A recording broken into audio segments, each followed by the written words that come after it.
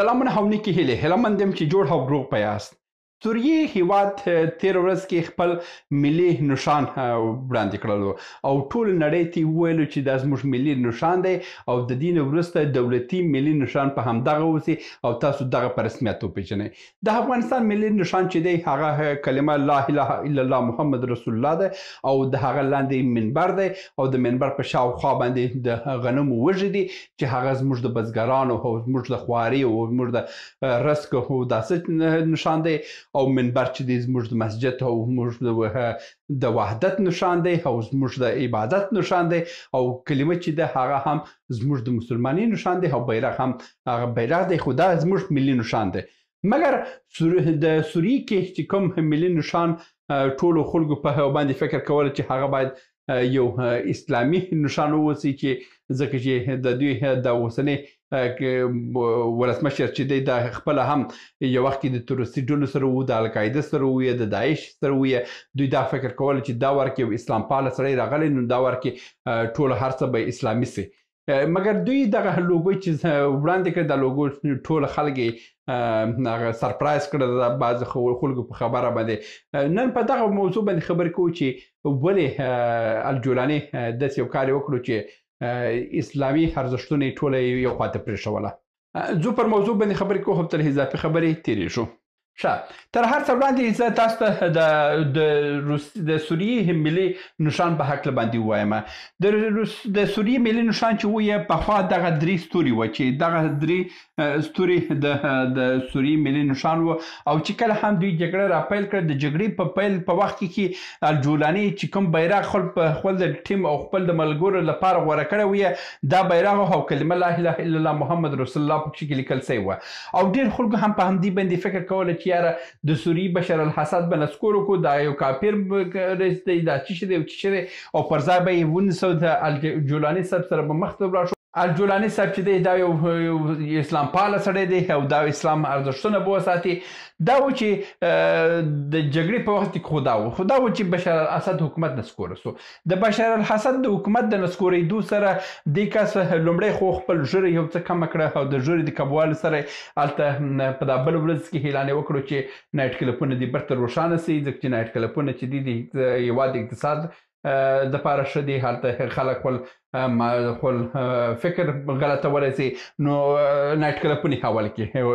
فعاله کړه. تر هغه وروسته چې کوم شرابخانې وي شرابخانې هم ورته آزاده کړي چې دا هم ورځی ولاړ شي نایټ کلبونه هم چې دا هم پکې کې آزاده کړي دا هر څه یې ازادیانې پکې کې راوړه او خلک ویل چې یاره دا خو تر بشر الاسد هم څو قدم په هاخوا دی.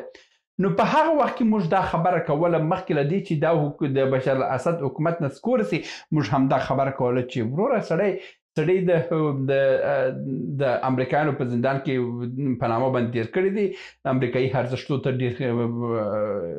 احترام لري. دا سړی دومره هم چې تاسو فکر کوئ دا سړی نه دی دا سړی بل شی دی او په باطن کې بله کیسه ده دا مخه ته وځي.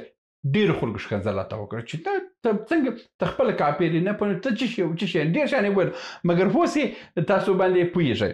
تېره ورځ کې خپل د حکومت د ملي نشان وړاندې کړو. ملي نشان کې دا دی چې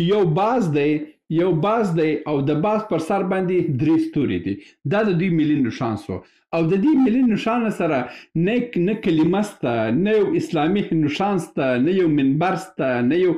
د خرما درخت سته نه یو توره سته هیڅ شی نسته فقط یو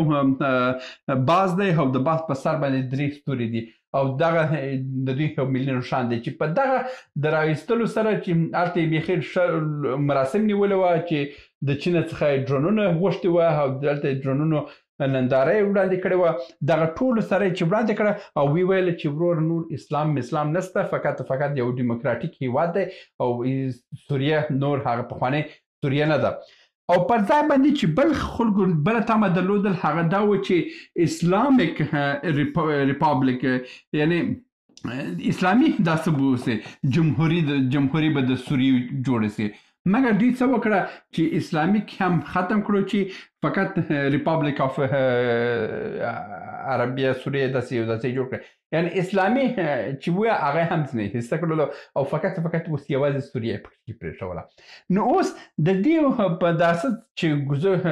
ګورم نو زه هیله مند یم چې د زموږ چڼې او د زموږ بعض بهنان چې دومره اساسي وو چې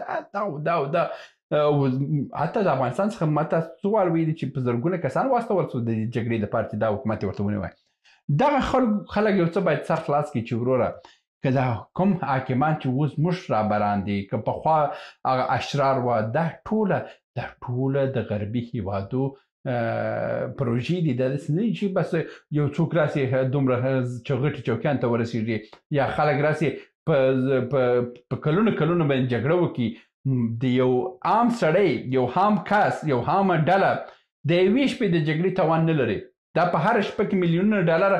په هر جګړه کې استعمالیږي دا پیسې موږ داسې دا ټول د نورو هیوادو جاسوسان دي او د ټول نورو هیوادو پروژې دي او په دې باندې باید موږ پوه سو ولې باید دومره ځان بدبخته اچوو ښه اوس خو دا هر څه وسوه دا خو د لومړۍ خبرې خو دا وه په دویم موضوع کې موږ باید د الجولاني څخه موږ خپلې هم زده کړو چې وروره دی خپله وایي چې وروره اسلام د عبادت برخه ده دولت چې دی یو بل موضوع ده خلکو ته